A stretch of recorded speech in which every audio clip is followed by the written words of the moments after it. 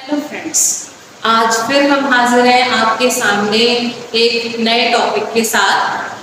पर एक नया टॉपिक करने से पहले किसी स्टूडेंट ने मुझसे एक डाउट पूछा था कि मैम आपने लास्ट क्लास में बताया था परसेप्शन ऑफ मूवमेंट और बोला था कि what is perception. Perception is mental picture of any particular phenomenon. इसको क्लियर कीजिए, थोड़ा सा और बताइए इसके बारे में।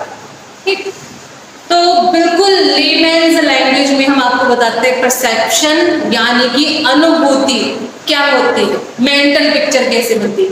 अब मैं कुछ बोल रही हूँ, आप सुन रहे हैं, तो आपके बैकग्राउंड में एक पिक्चर बन रही है और हम उसी चीज की ही मेंटल पिक्चर बना सकते हैं जिसे हमने देखा है। ठीक, और वो ही क्या बनती है हमारी, वही हमारा मॉडल ऑफ द वर्ल्ड है जो हमारे को हेल्प करता है चीजों को अंडरस्टैंड करने के लिए। ठीक, फॉर एग्जाम्पल आप सब लोग आईज क्लोज कर लीजिए। कर लिया सबने क्लोज? अच्छा, मैं कुछ वर्ड बोलूंगी तो आप लोगों ने मुझे बताना है कि क्या मेंटल पिक्चर बन रही है। For example apple, bride, mother, father, my goal, my god. अच्छा, एक और, Alexandra of the evocations, Tibetan grey peacock. अच्छा, अब मुझे बताइए कि जब मैंने बोला एप्पल तो आप सबके माइंड में रेड रेड एप्पल बना होगा, किसी के माइंड में भी, किसी की बैकग्राउंड में मेंटल पिक्चर ब्लैक एप्पल के साथ नहीं आई होगी, व्हाइट एप्पल के साथ नहीं आई होगी, गोल्डन एप्पल के साथ नहीं आई होगी। तो हमने एक मेंटल पिक्चर बनाई है, what, red red Apple. Apple क्या होता है, रेड होता है।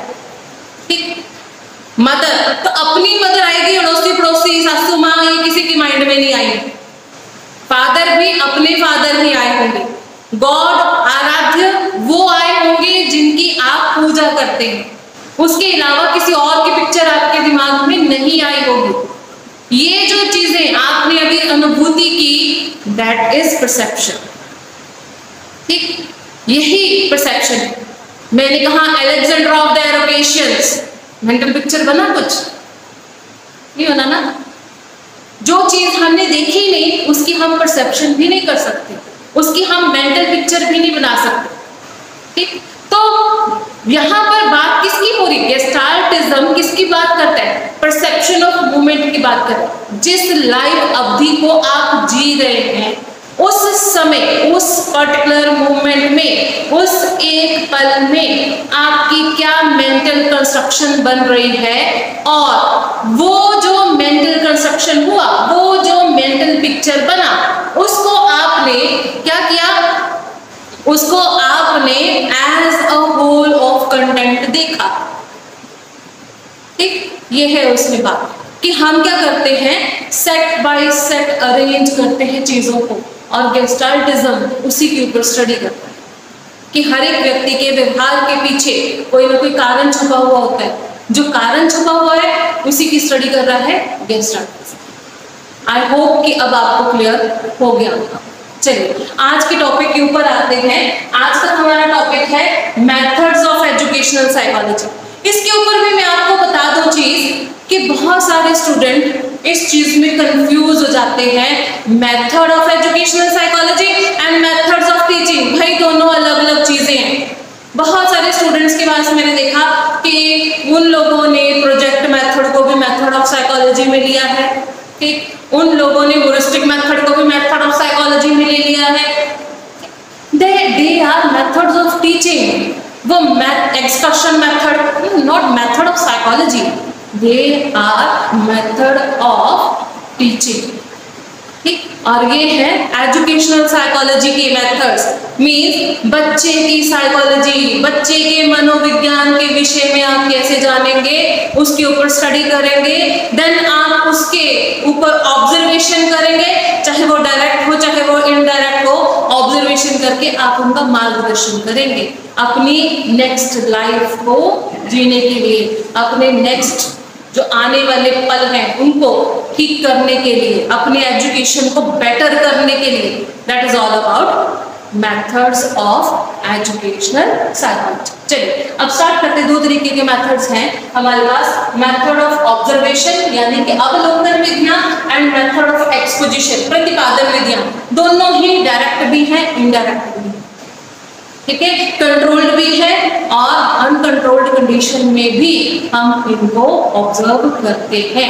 अब मेथड ऑफ ऑब्जर्वेशन, ऑब्जर्वेशन कैसे आप ऑब्जर्व करेंगे on the behalf of student, या कई बार स्टूडेंट स्वयं ऑब्जर्व करेगा अपनी मुश्किलों को और फिर आपको बताएगा। उसमें सबसे पहला मेथड है इंट्रोस्पेक्शन मेथड, अंतर्दृष्टि विधि, ठीक, और ये सबसे ओल्डेस्ट मेथड है। देन उसके बाद ऑब्जेक्टिव मेथड, नेचुरलिस्टिक मेथड, ये भी मेथड ऑफ ऑब्जर्वेशन में आता है, अवलोकन विधियों में आता है, और एक्सपेरिमेंटल मेथड। एक्सपेरिमेंटल मेथड हम कैसे करते हैं, कंट्रोल्ड कंडीशन में करते हैं। Objective method control and uncontrolled दोनों में करते हैं, आगे हम एक्सप्लेन करेंगे इसके बारे में।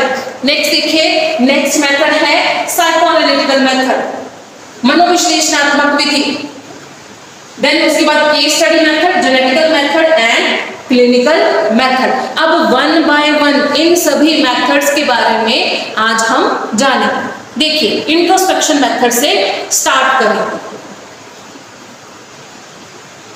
आइए देखिए, सबसे पहले इंट्रोस्पेक्शन मेथड के बारे में करते हैं। Introspection method is the oldest method of observation. Psychology का सबसे ओल्डेस्ट मेथड है अब हमारा introspection method. It is made up of two word, intro plus spection. Intro का मतलब क्या है, इंट्रो का मतलब है इनर और स्पेक्शन का मतलब है टू लुक इनटू, यानी कि कंबाइनली अगर हम देखें तो इंट्रोस्पेक्शन का मतलब क्या हो गया, इंट्रोस्पेक्शन का मतलब हो टू लुक इनटू, यानी कि अपने अंतर मन में झांकना।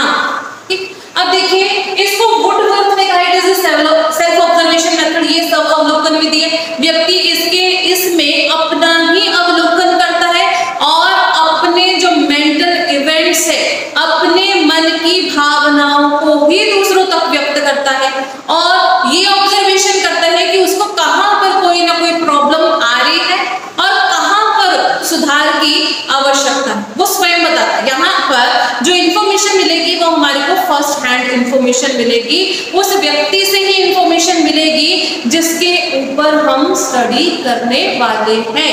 दूसरा देखिए, स्टाउट ने क्या कहा, doing work of your heart in a disciplined way, यानी कि अपने मन की बात को एक अनुशासित ढंग से, एक डिसिप्लिन्ड वे में, एक अच्छे तरीके से स्टेप बाय स्टेप ऑर्गेनाइज करना, उन प्रॉब्लम को समझना और उनके निदान या निवारण के लिए कार्य करना। और इसको हम बेस्ट कब, इंट्रोस्पेक्शन मेथड को हम कब बेस्ट तरीके से ऑब्जर्व कर सकते हैं, इसके साथ जस्टिस कब किया जा सकता है, at the time of occurrence of the problem. जब समस्या हो रही है उसी समय ही उसका निदान किया जा सकता है। फॉर एग्जाम्पल देखिए, आपके दांत में दर्द है तो आप ही बता सकते हैं कि आपके दांत में दर्द है और वो कैसे हो रही है, उस दांत के दर्द की वजह से और क्या क्या मुसीबतें आ रही हैं, कौन से दांत में हो रही है, ये भी आप ही बताएंगे। डॉक्टर के पास जाते हैं तो समस्या आप ही बताते हैं, जी ऐसे ऐसे हो रहा है, पेट में दर्द हो रही है, सर में दर्द हो रहा है या दांत में दर्द हो रहा है, कैसे कैसे हो रहा है वो आप ही बताएंगे, कहाँ हो रहा है वो आप ही बताएंगे। और ऐसा तो नहीं है कि आज दांत में दर्द हो रहा तो 1 महीने बाद दवाई देने के लिए जाएंगे कि डॉक्टर साहब 1 महीने पहले दर्द हो रहा था, ऐसे ऐसे इसकी दवाई दे दो, ऐसा तो नहीं है। तभी प्रॉब्लम का सलूशन तभी होगा at the time of occurrence, जब वो समस्या हो रही है, और उसकी ऑब्जर्वेशन भी तब की जा सकती है जब वो समस्या अगर हो रही है। अब 1 महीने के बाद अगर आपको पूछा जाएगा कि दांत में दर्द हो रही थी, भाई बताइए कैसे कैसे दर्द हो रही थी, तो क्या आप उसमें सही तरीके से सब कुछ बता पाएंगे कि क्या क्या हो रहा था? आधे से ज्यादा चीजें तो याद ही नहीं रहेंगी। तो यहाँ पर इंट्रोस्पेक्शन मेथड में हमारे को जो इन्फॉर्मेशन मिलती है उसकी तथ्यता, उसका पुष्टिकरण तब तक ही है जब वो समस्या अगर हो रही है। समस्या के खत्म होने के बाद हम अच्छे तरीके से ऑब्जर्वेशन नहीं कर सकते। ये इसका प्लस पॉइंट भी है और ये इसकी ड्रॉबैक भी है। और दूसरी ड्रॉबैक है बायसनेस। अब किसी व्यक्ति को समस्या है, हो सकता है वो पूरी बातें ना बता पाए, हो सकता है कि जो प्रॉब्लम हो रही है उसको वो अच्छे ढंग से या उन वर्ड्स में ना बता पाए जिनमें उसको बताना चाहिए था। तो यहाँ पर इस तरीके की बायसनेस आ सकती है। ये इसका ड्रॉबैक है कि कुछ चीजें छुपा भी ली जा सकती हैं या कुछ बातों को बताने के लिए उचित शब्द ना मिलेंगे, या कई बार ऐसा हो सकता है कि यहाँ पर जो इंटरव्यूनी है वो अपनी समस्याओं को ठीक तरीके से ना बता पाए, इतना सक्षम ना हो कि वो उन समस्याओं को बता पाए। तो ये इस मेथड का ड्रॉबैक भी है। ठीक है, नेक्स्ट मेथड देखेंगे। चलिए नेक्स्ट मेथड देखिए, नेचुरलिस्टिक मेथड या ऑब्जेक्टिव मेथड, प्राकृतिक विधि या बाह्य अवलोकन विधि। इस विधि को हम दो तरीके से करते हैं, कंट्रोल्ड और अनकंट्रोल्ड वे में, नियंत्रित एवं अनियंत्रित तरीकों से। अब जब कंट्रोल्ड कंडीशन में है, जब भी हम कोई भी ऑब्जर्वेशन करते हैं तो दो तरीके से करते हैं, एक कंट्रोल्ड वे में, ठीक, और दूसरी नेचुरलिस्टिक तरीके से अनकंट्रोल्ड वे में।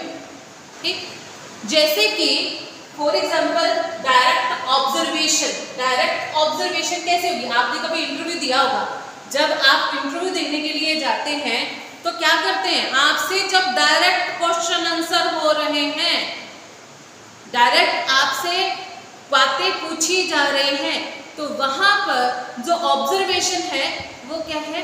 डायरेक्ट ऑब्जर्वेशन है। यानी कि आपका अवलोकन नेचुरलिस्टिक सेटिंग्स में ही हो रहा है परंतु डायरेक्ट वे में हो रहा है। आप कितने कॉन्फिडेंट हैं, आपको पूछे गए क्वेश्चंस का आप कितनी अच्छी तरीके से आंसर कर पाते हैं, ये है उसका नेचुरलिस्टिक मेथड का डायरेक्ट मेथड। ठीक, और इनडायरेक्ट मेथड, अब आप कभी इंटरव्यू देने के लिए गए होंगे, आपको बोलते हैं जी बैठिए, 5 मिनट बैठिए या वेट करिए, और तब तक सीसीटीवी कैमरा से आपके ऊपर नजर रखी जाती है कि आप क्या कर रहे हैं, कंफ्यूज तो नहीं हैं, डर तो नहीं रहे हैं, घबरा तो नहीं रहे हैं। और कई बार बहुत लंबे समय तक बिठा करके भी रखा जाता है कि कितना पेशेंस है आप में, बहुत जल्दी विचलित तो नहीं हो जाते हैं। तो वहां पर जो ऑब्जर्वेशन हो रही है, कैसी ऑब्जर्वेशन हो रही है? इनडायरेक्ट ऑब्जर्वेशन हो रही है। और एजुकेशनल सेटिंग्स में जैसे कि वाइवा वोकल, डायरेक्ट ऑब्जर्वेशन, जब हम बच्चे से प्रश्न पूछ रहे हैं तो वहां पर नेचुरलिस्टिक सेटिंग में ही उसकी ऑब्जर्वेशन हो रही है परंतु डायरेक्ट में। और वही बच्चा प्लेग्राउंड में है तो वहां पर वो किस तरीके से परफॉर्म कर रहा है, दूसरों के साथ वो सामंजस्य बिठा करके काम कर रहा है या नहीं कर रहा है। तो वहां पर जो ऑब्जर्वेशन हो रही है वो इनडायरेक्ट ऑब्जर्वेशन हो रही है, मतलब उसको नहीं पता कि उसकी ऑब्जर्वेशन की जा रही है। या कई बार टीचर क्या कर देते हैं, प्रोजेक्ट मेथड दे देते हैं कि ये प्रोजेक्ट है, ये बनाइए, 4 से 8 बच्चों का ग्रुप बना दिया जाता है और उनको बोला जाता है कि आपने इस पर्टिकुलर प्रोजेक्ट के ऊपर एक टीम वर्क लेकर के आना है। तो देखा जाएगा कि कितनी लीडरशिप क्वालिटीज हैं, क्या आप लीड कर सकते हैं, do you have the various kind of ideas, और वो कितनी फ्रूटफुल हैं, कितने अच्छे तरीके से सोच पाते हैं, लीडरशिप क्वालिटीज हैं या नहीं है, दूसरों को अपनी बात मनवाने की क्वालिटीज आप में है या नहीं है, आप दूसरों के साथ कॉपअप कर रहे हैं, सामंजस्य बिठा रहे हैं या बाधा उत्पन्न कर रहे हैं, किस तरीके का बिहेवियर आप वहां पर कर रहे हैं, उसकी ऑब्जर्वेशन की जाती है। लेकिन वो डायरेक्ट ऑब्जर्वेशन नहीं है। कैसी ऑब्जर्वेशन है? इनडायरेक्ट ऑब्जर्वेशन है।